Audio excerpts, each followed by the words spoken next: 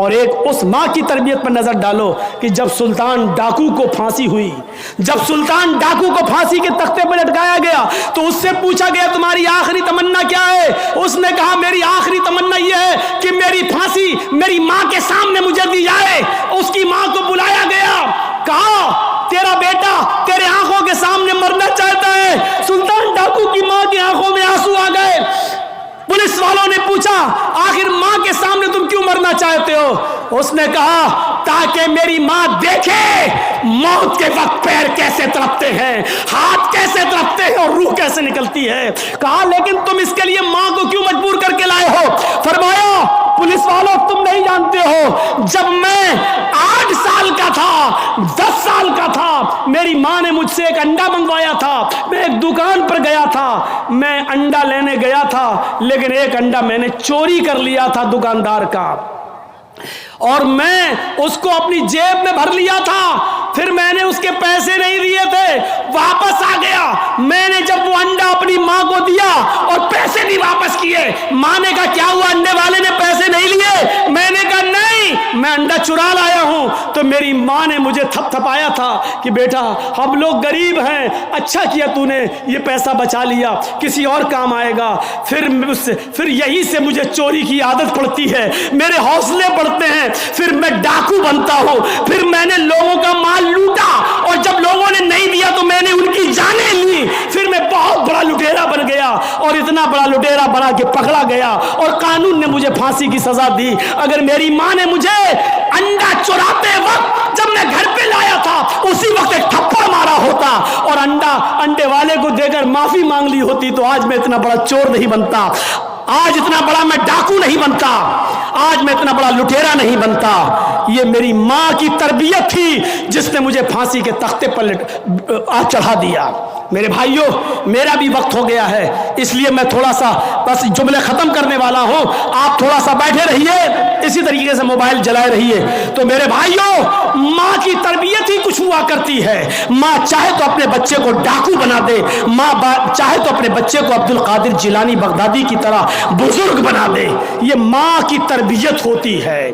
تو میرے بھائیوں 1:45 بج بھی چکے ہیں، 11:45 سے تقریر شروع تھی اور 1:45 بج گئے ہیں، 2 گھنٹہ میرا تقریباً ہو بھی گیا ہے، اور جنریٹر کی تیل بھی ایسی موقع پر ختم ہونے کو تھا۔ تو میرے بھائیوں ماں کی تربیت سے عبرت حاصل کرو اور رکیے، ابھی کوئی نہیں اٹھے گا، رکیے۔ ختم کرنے سے پہلے مجھے ایک گزارش آپ سے کرنی ہے، ایک عہد لے کر اٹھو، ایک عہد و پیمان لے کر اٹھو کہ ہم انشاءاللہ اپنے بچوں کی اچھی تربیت کریں گے۔ اس وقت ملک کے حالات آپ دیکھ رہے ہیں کیا ہے۔ اس وقت یو پی کے چناؤ کو جیتنے کے لیے اب ایودھیا اور یہ ساری باتیں کی جانے لگی ہیں، اور اب متھرا والی باتیں بھی آنے لگی ہیں سامنے۔ یو پی کے چناؤ کو کس طریقے سے بنایا جا رہا ہے، اور ہمارے یو پی میں ایک صاحب ایسے بھی ہیں کہ ایک نے اگر یہ کہا کہ ایودھیا اور سب کو ہٹوا دیں گے۔ ابھی میں بول تو رہا ہوں، آپ لوگ کیوں بول رہے ہیں؟ آپ ہی کا کام تو کر رہا ہوں میں۔ یہ بھی نیچے کریے، یہ اوپر والا یہ سب تمام افراد سے گزارش ہے کہ آپ اپنے موبائل پر یہ یوٹیوب والے اپنے موبائل کو چلا دیں، بار بار بولنے کی ضرورت نہ پڑے۔ پیچھے والا بیٹھ بھی جائے گا، آپ لوگ تھوڑا سا بیٹھ جائیے، بھائی ایک بات کو سن لیجیے، فٹافٹ کیجیے۔ جہاں جس کو جگہ مل رہی ہے بیٹھ جائے۔ تو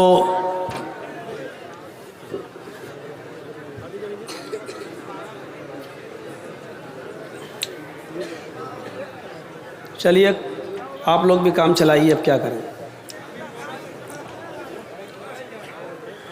تو میں عرض یہ کر رہا تھا کہ اس بات سے پتہ چلتا ہے کہ محمد الرسول اللہ صلی اللہ علیہ وسلم کو اللہ تعالیٰ نے کسی خاص قوم کے لیے نہیں، خاص قبیلے کے لیے نہیں، خاص برادری کے لیے نہیں، بلکہ ساری انسانیت کے لیے نبی بنا کر بھیجا ہے۔ آپ سب کے نبی ہیں۔ کوئی شخص نبی اکرم پر صرف اپنی دعوے داری نہ ٹھوکے، کہ محمد رسول اللہ مسلمانوں کے نبی ہیں، نہیں، سب کے نبی ہیں، سب کے رسول ہیں۔ جنہوں نے ایکسپٹ کیا، ایمان لائے، ان کے بھی ہیں، جنہوں نے نہیں کیا آپ ان کے بھی ہیں۔ محمد رسول اللہ سے پہلے جو آئے تھے وہ خاص قبیلے کے لیے تھے، خاص قوم کے لیے تھے، جیسا کہ بائبل میں لکھا ہوا ہے۔ عیسیٰ علیہ السلام نے، جیسس نے کہا تھا کہ میں اپنی قوم کی کھوئی ہوئی بکریوں کو تلاش کرنے کے لیے بھیجا گیا ہوں۔ عیسیٰ علیہ السلام نے کلیئر کیا کہ میں اپنی قوم کی، اپنی برادری کی، اپنی ذات کی، اپنے سموہ کی کھوئی ہوئی بکریوں کو، یعنی سب کے لیے نہیں، صرف اپنی قوم کی کھوئی ہوئی بکریوں سے مراد گمراہ، راستے سے بھٹکے ہوئے لوگ جو غلط راستے پر چل پڑے تھے، میں ان لوگوں کو راہ راست پر لانے کے لیے بھیجا گیا ہوں۔ کوئی نبی محمد رسول اللہ کو چھوڑ کر کوئی نبی پوری قوم، پوری دنیا کے لیے، پوری کائنات کے لیے نہیں تھا۔ کوئی کسی خاص قوم کے لیے تھا، کوئی کسی خاص برادری کے لیے تھا، لیکن محمد رسول اللہ کو کہا گیا وَمَا أَرْسَلْنَاكَ إِلَّا رَحْمَةً لِّلْعَالَمِينَ، اے محمد صلی اللہ علیہ وسلم، ہم نے آپ کو سمپورن جگت کے لیے، ساری کائنات کے لیے رحمت بنا کر بھیجا ہے۔ آپ صرف مسلمانوں کے نبی نہیں ہیں، اور صرف مسلمانوں کے لیے رحمت بن کر نہیں آئے، آپ کی رحمت عام ہے۔ آپ جتنا مسلموں پر رحم کرتے ہیں اتنا ہی غیر مسلموں پر بھی، جانوروں پر بھی، حیوانات پر بھی، درندوں پر بھی، چرندوں پرند پر بھی۔ وہ منظر شاید آپ کو یاد ہو جس کو امام بیہقی نے اپنی سنن کے اندر نقل کیا ہے کہ ایک یہودی محمد رسول اللہ صلی اللہ علیہ وسلم کے گلے میں پھندا ڈالتا ہے، کپڑا ڈال دیتا ہے اور اس کو اینٹھنے لگتا ہے، یہاں تک پہنچ گیا، گلا دبنے لگا۔ تب اس نے کہا اے محمد صلی اللہ علیہ وسلم، میرا قرض دو، آپ نے جو قرض لیا تھا مجھ سے وہ میرا قرض واپس کرو۔ اللہ کے نبی صلی اللہ علیہ وسلم نے جو جواب دیا اس کو سنیے۔ اے یہودی، میں نے 1 ہفتے کے لیے قرض لیا تھا اور میں نے یہ وعدہ کیا تھا کہ 1 ہفتہ پورا ہوگا تو میں تمہارا قرض ادا کر دوں گا۔ آج 5واں دن ہے، ابھی وعدے کو پورا ہونے میں 2 دن باقی ہیں، 2 دن کے اندر اندر میں تمہارا قرض دے دوں گا۔ اس یہودی نے کہا محمد آج ہی چاہیے، مجھے آج ضرورت ہے۔ اللہ کے نبی کہتے ہیں کہ آج تو نہیں ہے میرے پاس، 7 دن کا وعدہ تھا، 5 دن ہوئے ہیں، 2 دن تم پہلے مانگ رہے ہو، 2 دن پورے ہو جانے دو، جب میں نہیں دوں تب آپ کہنا میں نے آج تک وعدہ خلافی نہیں کی۔ اس نے کہا ٹھیک ہے، آپ نے وعدہ کیا تھا 7 دن کا، لیکن مجھے آج ضرورت ہے، مجھے آج چاہیے۔ آپ نے کہا ارجنٹ مانگ رہے ہو، کہاں سے دے دوں؟ اس نے کہا میں اٹھنے نہیں دوں گا، آپ یہیں رہیے، جب تک آپ میرا قرض نہیں دیں گے میں جانے نہیں دوں گا۔ آپ وہیں بیٹھ گئے۔ غور کیجئے، جس جگہ پر خود آپ کی حکومت ہو، آپ ہی کا حکم چلتا ہو، بستی پر پورا کنٹرول آپ کا ہو، اور اسی بستی میں ایک معمولی سا یہودی نبی کو کہہ دے کہ میں اٹھنے نہیں دوں گا، کیا یہ تصور کر سکتے ہیں آپ؟ کیا آپ اپنے علاقے میں نتیش کمار سے کہہ سکتے ہو کہ یہاں بیٹھ جاؤ، جانے نہیں دوں گا؟ کیا یو پی کے اندر ہم یوگی سے کہہ سکتے ہیں بیٹھ جاؤ، ہم اٹھنے نہیں دیں گے؟ کیا دہلی میں آپ کیجریوال سے کہہ سکتے ہیں بیٹھ، میں اٹھنے نہیں دوں گا؟ جس بستی پر ہمارا نینترن ہو، کنٹرول ہو، اور اسی بستی میں ہم سے یہ کہا جا رہا ہو کہ میں اٹھنے نہیں دوں گا، پہلے میرا قرض ادا کرو، اور آپ بیٹھ جاتے ہیں۔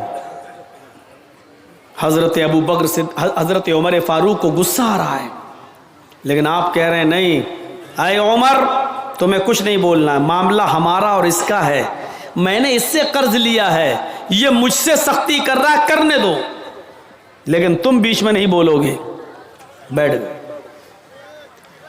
امام بیہقی اپنی سنن کے اندر نقل کرتے ہیں کہ ظہر کی اذان کا وقت ہوتا ہے، آپ نے کہا یہودی اذان کی آواز آ رہی ہے، کیا میں مسجد میں نماز پڑھنے جا سکتا ہوں؟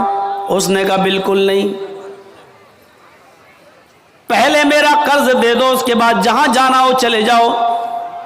عصر کی نماز کا وقت آیا، اس نے نہیں جانے دیا، مغرب کی نماز کا وقت آیا، اس نے نہیں جانے دیا، عشاء کی نماز کا وقت ہوا، اس نے نہیں جانے دیا، یہاں تک کہ رات کے اندر بھی اس نے نہیں جانے دیا۔ آپ نے پوری رات اسی جگہ پر گزاری، وہ یہودی بھی وہیں موجود ہے، صبح فجر کی نماز بھی آپ نے وہیں پڑھی۔ امام بیہقی نے اپنی سنن کے اندر نقل کیا حتی تطلع الشمس، یہاں تک کہ سورج طلوع ہو گیا۔ جب سورج چمکنے لگا تو وہ یہودی اللہ کے نبی کے پاس خود چل کر آتا اور بیٹھ جاتا ہے اور کہتا ہاتھ یدک ابایک علی الاسلام، اے محمد رسول اللہ صلی اللہ علیہ وسلم، میں نے قرض لینے کے لیے یہ سختی آپ کی اوپر نہیں کی تھی، بلکہ میں دیکھنا چاہتا تھا کہ آپ کے اخلاق کیسے ہیں۔ میں نے کل ہی اپنی کتاب پڑھی تورات، کل ہی میں نے اپنی کتاب دیکھی تورات، اس کتاب کے اندر، اس تورات کے اندر میں نے آخری نبی کا ایک وصف دیکھا ہے، ایک صفت دیکھی ہے، ایک وشیشتا دیکھی ہے، خصوصیت دیکھی ہے کہ انتم رشی، آخری پیغمبر وہ ہوگا جس کو غصہ دلایا جائے گا تو وہ غصے میں نہیں آئے گا، اس کی پیشانی پہ شکن نہیں پڑے گی، اس کے اوپر سختی کی جائے گی تو وہ غصے میں نہیں آئے گا۔ میں نے غصہ دلانے کی کوشش کی، میں نے آپ کو ورغلانے کی کوشش کی، اور یہ دیکھنا چاہتا تھا کہ میری کتاب میں آخری نبی کی جو صفت لکھی ہوئی ہے، جو گن لکھا ہوا ہے، وہ گن آپ کے اندر پایا جاتا یا نہیں پایا جاتا، میں یہ دیکھنا چاہ رہا تھا۔ نبی اکرم نے اس سے سوال کیا، تم نے اپنی کتاب پڑھی تورات اور یہ وصف تم نے دیکھنا چاہا، کیف وجدت نعتی، اپنی کتاب کے مطابق تم نے میرا وصف کیسا پایا، تم نے میری صفت کیسے پائی، تم نے مجھے کیسا محسوس کیا؟ اس نے کہا میری کتاب تورات میں جو لکھا ہے وہ آپ کی خوبی بہت کم لکھی ہے، آپ تو اس سے بھی بڑھ کر ہیں، آپ کا اخلاق اس سے بھی بڑھ کر ہے، آپ کے اندر یہ وصف اس سے بھی بڑھ کر کوٹ کوٹ کر بھرا ہوا ہے۔ اللہ کے نبی نے کہا جب تم نے مجھے اپنی کتاب کے مطابق پورا کا پورا پا لیا، ما منع کا،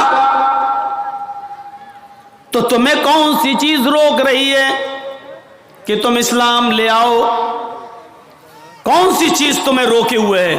پھر تم کیوں اسلام نہیں لاتے ہو؟ اس یہودی کا جواب دیکھیے، ہاتھ یدک ابایک علی الاسلام، اے اللہ کے نبی صلی اللہ علیہ وسلم، ہم اسلام لانا چاہتے ہیں، آپ اپنا داہنا ہاتھ بڑھائیے۔ اللہ کے نبی نے اپنا داہنا ہاتھ بڑھایا، اس یہودی نے اپنا ہاتھ بڑھایا، اور اسی وقت اس نے کلمہ پڑھا، اشہد ان لا الہ الا اللہ و اشہد ان محمدا عبدہ و رسولہ، میں اس بات کا اقرار کرتا ہوں کہ اللہ کے علاوہ کوئی معبود نہیں، اور اس بات کی گواہی دیتا ہوں کہ محمد صلی اللہ علیہ وسلم اللہ کے بندے اور اس کے رسول ہیں۔ یہ کلمہ پڑھ کر وہ اسلام لایا۔ اس واقعے سے پتہ چلتا ہے کہ حکومت اپنی، سلطنت اپنی، مملکت اپنی، پاور اپنا، سب کچھ اپنا، لیکن اس کے باوجود کیا کہہ رہے ہیں؟ نہیں، اس کے اوپر کوئی ظلم نہیں کرے گا، میرا اس کا معاملہ ہے۔ اور اللہ کے رسول نے کسی صحابی کو اس یہودی پر ظلم نہیں کرنے دیا، اس نے مطالبہ کیا، آپ نے اس سے کہا کہ میرے پاس آج تو نہیں، اس نے مجبور کیا، بیٹھنے پر آپ بیٹھ گئے، لیکن آپ نے اس کے اوپر ظلم نہیں ہونے دیا۔ یہ نبی کی رحمت یہودی کے ساتھ تھی، یہ رحمت تھی نبی اکرم کی۔ قرآن نے سچ کہا ہے، وَمَا أَرْسَلْنَاكَ إِلَّا رَحْمَةً لِّلْعَالَمِينَ، ہم نے آپ کو ساری کائنات کے لیے رحمت بنا کر بھیجا ہے۔ قرآن پڑھ جائیے، جا بجا عیسیٰ علیہ السلام کا ذکر کیا ہے قرآن نے، کہیں پر بھی آپ نہیں دیکھیں گے کہ عیسائیوں پر ظلم اور زیادتی کرنے کا حکم دیا ہو اللہ نے یا جناب محمد رسول اللہ صلی اللہ علیہ وسلم نے، کہیں نہیں۔ کسی بھی طبقے کو آپ اٹھا کر دیکھ لیجئے، آپ نے کسی بھی طبقے کے اوپر ظلم نہیں ہونے دیا، سب کے ساتھ رحم و کرم کا معاملہ اپنایا۔ یہودیوں کے ساتھ، عیسائیوں کے ساتھ، مجوسیوں کے ساتھ، اس زمانے کے تمام ایسے لوگ جنہوں نے مکے کو میں مجبور کر دیا تھا محمد رسول اللہ کو اور آپ کے ساتھیوں کو، کبھی حبشہ ہجرت کرنے پر، کبھی مکے سے مدینہ ہجرت کرنے پر مارا، ستایا، اور جو صحابہ ہجرت کرنے کے لیے تیار ہوئے تو ان کی زمین و جائیداد چھینی، ان کا مال و دولت چھینا، کہا کہ مدینے جا رہے ہو جاؤ، لیکن شادی تم نے مکے میں کی ہے، یہ بیٹی مکے کی ہے، تم مدینے نہیں لے جا سکتے، بیوی کو چھوڑ دیا۔ ادھر سے باپ آیا، یہ بیٹی میری ہے، تمہیں جانا ہے جاؤ، لیکن ہم اپنی بیٹی کو مدینے نہیں لے جانے دیں گے۔ سسرال والوں نے بیٹی چھین لی، چھوٹا بچہ، 1 سال 1.5 سال 2 سال کی عمر، باپ نے اس بچے کو اپنی گود سے لیا اور چلا۔ ادھر سے لڑکے کے ماں باپ آ گئے، نہیں، یہ بچہ ہمارے خاندان کا چشم و چراغ ہے، ہم تمہاری شادی نہیں کرواتے تو یہ بچہ نہیں آتا، تم اس بچے کو بھی بددین بناؤ گے، محمد کے راستے پہ چلاؤ گے، یہ اپنے باپ دادا کا دین چھوڑ دے گا، تمہیں جانا ہے تو جاؤ، لیکن بچے کو ہمارے حوالے کر دو۔ بیوی کو سسرال والوں نے لے لیا، بچے کو اپنے گھر والوں نے چھین لیا، لیکن ہجرتوں کے ستائے ہوئے، مال و دولت جن کا لے لیا گیا ہو، بیوی بچے بھی جن کے چھین لیے گئے ہو، انہوں نے ساری قربانیاں دی، لیکن مدینے پہنچے، مکے والوں نے ظلم کی اتنے پہاڑ توڑے تھے کہ محمد رسول اللہ جب مکہ چھوڑ کر مدینے کی طرف روانہ ہو رہے تھے تو آخری دیدار خانہ کعبہ کا آپ کر رہے تھے، تو خانہ کعبہ کا غلاف پکڑ کر یہ کہہ رہے تھے، اے کعبہ، مجھے تیرے باشندوں نے مجبور کر دیا، ظلم و ستم کر کر کے ہمیں اور ہمارے ساتھیوں کو مجبور کر دیا مکہ چھوڑنے پر، اے کعبہ، اگر مجھے اس شہر کے باشندوں نے مجبور نہ کیا ہوتا تو میں تجھے چھوڑ کے کبھی نہ جاتا۔ آپ نے اس کعبے کا آخری دیدار کیا اور آنکھوں میں آنسو لے کر کعبے کو کا دیدار کر کے وہاں سے نکل جاتے ہیں اور مکہ چھوڑ کر مدینہ کی طرف پہنچ جاتے ہیں۔ لیکن ایک دن جب مکہ فتح ہوتا ہے اور اس کی باگڈور جناب محمد رسول اللہ کے ہاتھ میں آتی ہے، خانہ کعبہ میں گھس جاتے ہیں، حضرت علی کے کاندھے پر سوار ہیں، چھڑی آپ کے ہاتھ میں ہے، خانہ کعبہ کو پاک کرنے کی ضرورت پڑتی ہے۔ سب سے پہلے انہی 360 مورتیوں کو ہٹایا جاتا ہے، کیونکہ اسی کو ہٹانے کے لیے اور اسی خانہ کعبہ میں توحید کا ڈنکا بجانے کے لیے محمد کو خاتم النبیین بنا کر بھیجا گیا تھا۔ اس لیے آج مکہ فتح ہو گیا ہے، مکے سے مورتیوں کا نکالا جانا، بتوں کا نکالا جانا ضروری تھا۔ مکے میں گھس جاتے ہیں، خانہ کعبہ کی ایک ایک مورتی کو گراتے جاتے ہیں، ایک ایک مورتی پر لاٹھی مارتے ہیں، وہ زمین پر گرتی اور ٹوٹ جاتی، ایک ایک مورتی کو چھڑی سے گراتے جاتے اور کہتے جاتے جاء الحق وزهق الباطل ان الباطل كان زهوقا، حق آ گیا اور باطل مٹ گیا، اور باطل کو تو مٹنا ہی تھا۔ جب آپ نے مورتیوں سے خانہ کعبہ کو صاف کر دیا تو اس موقع پر ایک صحابی تھے حضرت سہل، کھڑے ہو کر کہنے لگے اے مکے کے کافروں تیار ہو جاؤ، آج تمہاری بھی گردنیں اڑائی جائیں گی، تم نے ہماری گردنیں اڑائی تھیں، تم نے ہمارے بیوی بچوں کو ستایا تھا، ہمیں مکہ چھوڑنے پر مجبور کیا تھا، آج انتقام کے لیے تیار ہو جاؤ، آج ہم بدلہ لیں گے، آج ہم بھی انتقام لیں گے۔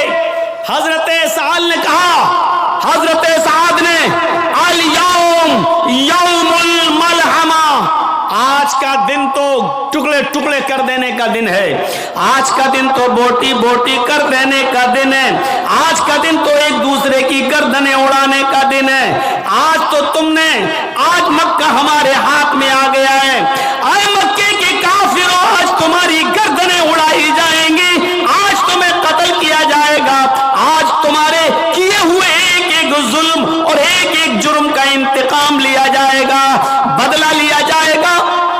جیسے حضرت سعد یہ پکارتے ہیں، دوسری جگہ محمد رسول اللہ صلی اللہ علیہ وسلم بیٹھے ہوئے تھے، وہ فرماتے نہیں اے مکے کے کافروں تمہیں سعد کے ان جملوں سے ڈرنے کی ضرورت نہیں ہے، آج تمہارے اوپر کوئی خوف نہیں ہے، آج تمہیں ڈرنے کی کوئی ضرورت نہیں ہے۔ سعد نے تو انتقام کی بھاونا میں کہہ دیا کہ آج کا دن بدلے کا دن ہے، آج کے دن گردنیں اڑائی جائیں گی، بل الیوم یوم المرحمہ، آج کا دن بوٹی بوٹی کرنے کا نہیں، آج کا دن تو رحم و کرم کرنے کا دن ہے، آج کا دن تو عفو درگزر کا دن ہے، آج کا دن تو ایک دوسرے کو معاف کر دینے کا دن ہے، آج کا دن تو ایک دوسرے کو نظر انداز کر دینے کا دن ہے، آج کا دن تو ایک دوسرے کو معافی دینے کا دن ہے، آؤ اپنے جرموں کی معافی مانگو، ہم معاف کرنے کے لیے تیار ہیں۔ اور آپ نے مکے کے اندر ایک ایک مجرم کو معاف کیا، اور جرم بھی ایسا ویسا نہیں، بہت خطرناک جرم جنہوں نے کیے۔ ہند آتی ہے جس نے حمزہ کا کلیجہ نکالا تھا، وہ ہند آتی ہے جس نے حمزہ کی ناک کاٹی تھی، کان کاٹا تھا اور اس کا ہار بنا کر اپنے گلے میں پہنا تھا، وہ ہند آتی ہے جس نے حمزہ کا پیٹ پھاڑا تھا، حمزہ کا پیٹ پھاڑ کر کلیجہ نکالا تھا، کلیجے کی بوٹیوں کو زبان پہ رکھ کر دانتوں سے چبایا تھا، کھانے کی کوشش کی لیکن دل گوارا نہیں کیا، اس لیے تھوک دیتی ہے۔ وہ ہندہ سامنے کھڑی ہے جس نے محمد رسول اللہ کے چچا حمزہ کی گردن کاٹی ہو، ناک کاٹی ہو، کان کاٹا ہو اور اس کا ہار بنا کر گلے میں پہنا ہو، وہ ہندہ سامنے کھڑی ہے جس نے حمزہ کا پیٹ پھاڑا ہو، کلیجہ نکالا ہو اور کلیجے کو اپنے دانتوں میں رکھ کر چبایا ہو اور تھوک دیا ہو، وہ ہندہ سامنے کھڑی ہے، آج اپنے جرم کی معافی مانگ رہی ہے۔ کوئی بھی باغیرت دل اس جرم کے بعد اسی ایسی عورت کو معاف کرنے کے لیے تیار نہیں ہوگا۔ دیکھ لیجئے وہ ایک لڑکی جس کا ریپ ہوا تھا اور اس کے بعد مار ڈالا گیا نربھیا کو، اور آپ دیکھ لیجئے گا اس کے چاروں قاتلوں کو جو پھانسی دی گئی تھی ابھی چند مہینے پہلے یا 1-2 سال پہلے، جو پھانسی کے تختے پر لٹکایا گیا، آخری وقت تک بھی نربھیا کی ماں نے और निर्भया के बाप ने उन मुजरिमों को माफ नहीं किया। हर कोई अपने रिश्तेदार के कातिल को माफ करना गवारा नहीं करता। खुद आपका बेटा जिसने आपके आंखों के सामने मार डाला हो, क्या आपका कलेजा उसको माफ कर देगा? आपका दिल कभी गवारा नहीं होगा। आप तो चाहेंगे कि इसको तड़पा के मारा जाए। नबी अकरम के सामने हिंदा खड़ी है, हुकूमत नबी की, सल्तनत नबी की, जिम्मेदार नबी, पूरे मक्के की बागडोर नबी के हाथ में, और हिंदा कह रही है कि हाँ मैंने ये जुर्म किया है, ऐ अल्लाह के रसूल हमें माफ़ कर दीजिए। और आप अपने कलेजे पर पत्थर रखकर, अपने दिल पर पत्थर रखकर कहते हिंदा जा, मैंने तुझे माफ़ कर दिया, लेकिन एक रिक्वेस्ट है, एक अपील है, एक गुजारिश है, मेरे सामने मत आना, कभी भी मेरे आंखों के सामने मत आना। हिंदा, जब तू मेरी आंखों के सामने आती है तो मुझे अपने चचा की लाश याद आ जाती है, अपने चचा का चेहरा याद आ जाता है, उसके चेहरे पर कटी हुई नाक और कटा हुआ कान याद आ जाता है, उसका फटा हुआ पेट मुझे याद आ जाता है, उसके पेट से निकला हुआ कलेजा मोहम्मद की नजरों के सामने आ जाता है। हिंदा, मैंने माफ तो किया, लेकिन मेरे सामने मत आना, इसलिए कि तू जब आती है तो मुझे मेरे चचा की याद आ जाती है। रहमतुल लिल आलमीन की रहमत देखो एक दुश्मन के साथ। वो अलग बात है कि हिंदा बाद में इस्लाम ले आई, लेकिन आपने उस वक्त उसको माफ कर दिया। कहां मिलेगी ऐसी रहमत? सच कहा कुरान ने, आदम से लेकर ईसा तक जितने भी नबी आए, हर नबी एक कौम